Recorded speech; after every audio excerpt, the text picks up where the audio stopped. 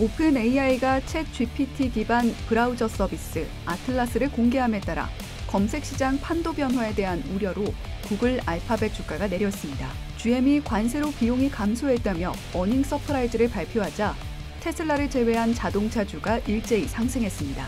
인투이티브 서지컬이 매출이 23%, EPS가 30% 늘어난 호실적을 발표했습니다. 출근길 뉴스프레소입니다. 현지 시간 21일 뉴욕 증시가 혼조 마감했습니다. 주요 기업들의 호실적에 힘입어 다우지수는 사상 최고치를 새로 쓴 반면 나스닥 지수는 소폭 하락하며 숨고르기에 들어갔죠. 이날 다우 상승의 주역은 코카콜라와 3M, 두 기업 모두 기대 이상의 실적을 내놓은 뒤 각각 4.1%, 7.7% 급등했고요. 완성차 업체인 GM은 올해 실적 전망을 상향 조정하며 14.9% 폭등했죠. 특히 트럼프 대통령의 관세 정책으로 인한 타격이 생각보다 적게 나타나 연간 가이던스를 상향 조정한 점이 투심에 불을 붙였습니다. 다국적 스케일로 사업을 영위하는 대형 기업들이 예상보다 좋은 성적을 낸다는 건 증시에 긍정적인 신호겠죠. 강한 실적을 기반으로 연말 랠리까지 기대해 볼 수 있을지 궁금해집니다.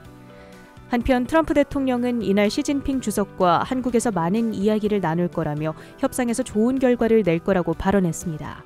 미중 갈등이 완화되는 분위기 속 달러가 강세를 보이자 달러와 반대로 움직이는 금 가격은 5%대 급락하는 등 12년 만에 최대 1일 낙폭을 기록했습니다. 어제 같은 급등도 또 오늘 같은 급락도 금에 있어서는 상당히 이례적인 수준의 변동성인데요. 올해 금 가격은 마치 하나의 성장주라도 된 듯 55%대의 상승 가도를 달려왔죠. 베런스진은 워낙 많이 오른 데 따른 차익 실현 물량과 강한 달러가 간밤의 급락을 야기했다고 분석했습니다. 다만 여전히 인플레이션이 높고 미중 갈등이 언제 재고조될지 모른다는 점에서 금 가격 하락이 지속될 거라 전망하긴 어려운 상황. 간밤의 급락이 본격 하락 추세의 시작인지 여부는 불확실하지만 단기적으로 변동성 해지 수단으로서의 매력 혹은 신뢰를 잃을 가능성은 염두에 둬야겠습니다. K-팝 데몬 헌터스가 역대급 흥행몰이에 성공한 3분기, 넷플릭스의 실적 눈높이도 높아진 상황이었죠.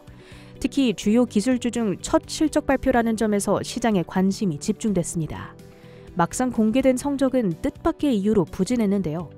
2022년부터 이어진 브라질 세무 당국과의 분쟁을 해결하는 데 예상치 못하게 6억 달러 이상의 비용을 지출한 탓에 이익률이 자체 전망치인 31.5%를 하회한 28.2%만을 기록한 것. 4분기 기대작으로 영어권 국가 최고 인기 드라마인 기묘한 이야기, 또 프랑켄슈타인, 한국의 흑백 요리사 시즌2 등이 소개된 가운데 전반적인 시청 시간이 정체된 데다 밸류에이션이 51배로 높다는 점은 부담입니다. 이러한 요인들이 실적 실망감과 복합작용하며 주가는 시간의 거래에서 6%대 급락 중에 있습니다. 미국의 최대 아날로그 반도체 제조사 텍사스 인스트루먼츠, 3분기 실적은 양호했으나 4분기 매출을 다소 부진하게 제시했는데요. 제시된 매출 전망 밴드는 42억 2천만 달러에서 45억 8천만 달러. 애널리스트들은 평균 45억 달러를 예상했고요. EPS 전망 역시 1.26달러로 예상치보다 부진합니다. 무역 긴장 고조, 불안정한 경제로 고객들이 주문을 늦추고 있음을 시사합니다. 반도체 업계 회복세가 주춤하고 있다는 우려를 가중시키며 애프터마켓에서 주가는 8%대 급락, 아날로그 디바이시스와 마이크로칩 등 여타 반도체주들도 2에서 3%대 동반 약세입니다. 내일 발표될 반도체 장비주 램 리서치의 실적이 반도체 섹터의 투심을 또 한 번 좌우할 것으로 보입니다. 시총상위 빅테크 중에는 아마존이 2.6% 유일하게 급등불을 켰습니다. 15분 소요 초고속 배송 서비스를 얼마 전 인도에서 런칭한 이후 아랍에미리트로도 확장한다는 소식. 거기에 더불어 내후년 16만 개, 2033년까지는 60만 개의 일자리를 자동화 대체할 거라는 내부 문건이 언론을 통해 보도된 점은 수익성에 대한 기대를 높였죠. 아마존은 월마트에 이어 미국 내 일자리를 가장 많이 창출하는 두 번째 기업인 만큼 미래의 노동시장에 어떠한 지형 변화를 일으키게 될지 기대와 걱정이 공존합니다. 대체육 가공업체인 비욘드미트는 라운드힐 밈 주식 ETF에 편입된다는 소식에 이틀째 폭등했습니다. 간밤 146% 추가 급등한 가운데 높은 공매도 비율로 인해 숏커버링이 상승 압력을 가중시킨 것으로 추정됩니다. 워너브로 디스커버리는 최근 파라마운트 등의 경쟁사들이 인수에 관심을 보이는 가운데 지분 매각을 공식화하자 11% 가까이 급등했습니다. 담배 회사 필립 모리스는 비연소 제품인 진과 아이코스 등이 전체 매출의 41%를 차지하는 등 양호한 3분기 실적을 기록했지만 주가는 3.8% 급락했습니다. 방산기업 RTX는 기대 이상의 실적을 발표한 뒤 7.7% 급등한 반면 시장의 기대치가 너무 높았던 탓일까요? 록히드 마틴은 양호한 실적에도 3%대 내렸습니다. 주요 헤드라인도 살펴보시죠. 오픈 AI가 구글 알파벳에 야심찬 도전장을 내밀었습니다. 현지 시간 21일 자체 AI 기반 브라우저 아틀라스를 기습 출시한 건데요. 우선은 맥 OS를 대상으로 전 세계 공식 출시를 알렸고 차차 윈도우, iOS, 안드로이드 버전도 지원할 예정이라 PC와 모바일에서 모두 사용할 수 있게 될 전망입니다. 내장된 챗 GPT 메모리는 과거 대화 내용, 세부 정보를 기억해 새 작업의 연속성을 확보할 있는 메모리 기능, 에이전트 모드는 웹사이트와 적극적으로 상호작용하며 여행 계획이나 쇼핑, 일정 관리 등을 자동으로 도울 수 있고요. 모든 사이트의 챗 GPT 사이드바를 이용해 콘텐츠 요약, 비교 분석, 코딩 등 복합적인 작업을 지원할 수 있다는 설명입니다. 챗 GPT 아틀라스는 무료 버전을 포함한 플러스, 프로, 고 유저의 이용이 가능합니다. 오픈 AI의 아틀라스는 브라우저 시장 별들의 전쟁, 브라워즈의 개막을 알렸습니다. 우선 공개 이후 구글 알파벳의 주가는 정규장에서 2% 넘게 급락했다가 시간외에서는 하락분을 상당 부분 되돌리고 있는데요. 구글 크롬의 글로벌 사용자 규모는 35억 명 이상으로 9월 기준 전체 브라우저 시장 점유율의 70% 이상을 차지하고 있습니다.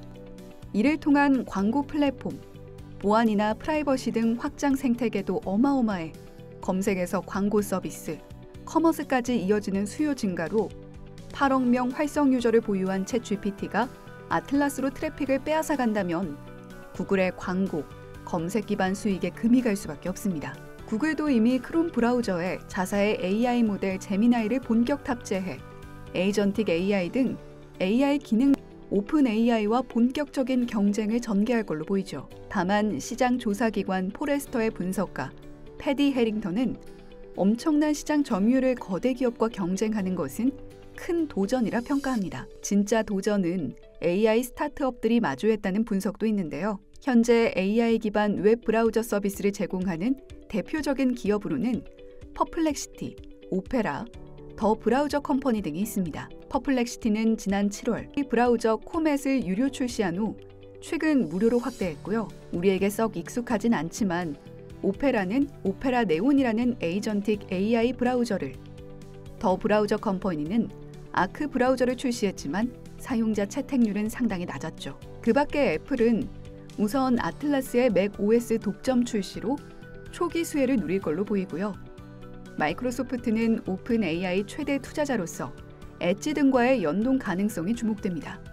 오픈 AI 샘 알트먼 CEO는 10년에 한 번 오는 기회라며 패러다임 변화를 예고했는데요. 오픈 AI 자체적으로도 아틀라스 출시는 앞으로 웹 트래픽과 광고 매출의 잠재력을 테스트할 중요한 분기점이 될 전망입니다. 이와 별개로 오픈 AI 관련해선 엔비디아가 오픈 AI 일부 대출을 보증하는 방안을 검토 중이라는 뉴스도 있었으니 함께 참고하시기 바랍니다. 뉴스케일 파워 13% 급락, 오클로의 12% 낙폭. 뿐만 아니라 비스트라, 컨스텔레이션 에너지 등 전력망 기업, 우라늄 에너지 등 우라늄 관련주, 아이리스 에너지, 사이퍼마이닝, 가상자산 채굴과 데이터 센터 투트랙 운영 전략으로 최근 주가가 많이 오른 기업들까지 간밤 두 자릿수 주가 낙폭을 보이는 일이 속출하는 큰 타격을 받았습니다. 그동안 막대한 AI 전력 수요는 원전, 우라늄, 전력망 기업의 비트코인 채굴 기업들의 주가를 연일 신고가 영역으로 끌어올렸죠. 하지만 반독점 규제, 자국 에너지 주권 강화 이슈가 불거지며 그간 높아진 밸류에 대한 부담이 고스란히 차익 매물로 출회됐는데요. 미국의 반독점 이슈는 미 법무부 독점 규제부 전직 고위 관리의 발언에서 불거졌습니다. 데이터 센터에 전력을 공급하는 데 필요한 어마어마한 에너지 수요가 앞으로 반독점 규제 기관의 주요 관심사가 것이라는 내용이었죠. 최근 높아진 수요에 대응해 GE 버노바 같은 기업은 변압기 제조업체 프로렉의 지분을 대규모 인수하는 등 움직임을 보여왔는데요. 이 소식에 울상을 지을 수밖에 없었고요. 주가도 1.5% 내렸습니다. 한편 캐나다는 브리티시 컬럼비아주에서 이른바 에너지 선언했는데요. 핵심은 AI 데이터 센터의 전력 할당을 제한하고 신규 암호화폐 채굴 프로젝트에는 영구적으로 전력 연결을 금지한다는 내용입니다. AI와 채굴 산업이 전기를 너무 많이 쓰는데도 지역 경제엔 별 도움이 되지 못하고 있다는 게 규제의 근거입니다. 따라서 데이터 센터, AI 기업들은 오는 11월부터 캐나다 정부 할당치 내에서만 전력을 배정받을 수 있게 되고요. 이 전력은 공공가치나 일자리, 세수 창출이 높은 채굴, 자원 생산 등 산업에 우선 할당될 예정입니다. 이에 최근 채굴과 AI 데이터 센터 사업을 병행하는 기업들의 신규 사업 확장 등의 적신호가 켜지고 아이리스 에너지는 정규장에서 6.8%, 시외 5% 가까이 추가 하락하고 있지만 로스캐피탈은 해당 규제가 신규 전력에만 해당하기 때문에 아이렌이 이미 확보해둔 180메가와트에는 영향이 없을 거라고 분석했습니다. WTI 원유 선물이 0.5% 오른 57.82달러에 거래를 마쳤습니다. 달러당 원화 환율은 다카이치 트레이드에 6개월 만에 처음으로 1,430원대 마감했습니다. 금이 급격한 변동폭을 보이며 5.1% 급락한 4,138달러 선에서 거래됐습니다. 출근길 뉴스프레소였습니다.